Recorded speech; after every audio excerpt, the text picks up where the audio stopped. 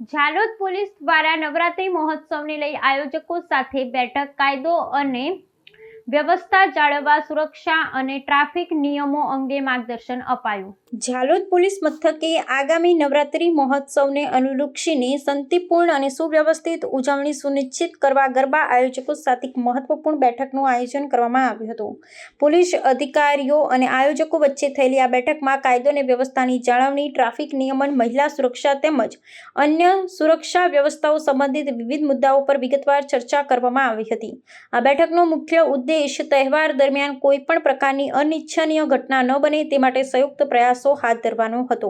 આ બેઠકમાં પોલીસે આયોજકોને ગરબા સ્થળે પૂરતા પ્રમાણમાં સીસીટીવી કેમેરા લગાવવા, સ્વયંસેવકોની નિયુક્તિ કરવા, મહિલાઓની સુરક્ષા માટે ખાસ તકેદારી રાખવા અને પાર્કિંગની યોગ્ય વ્યવસ્થા ગોઠવવા માટે ભારપૂર્વક સૂચનાઓ આપી હતી.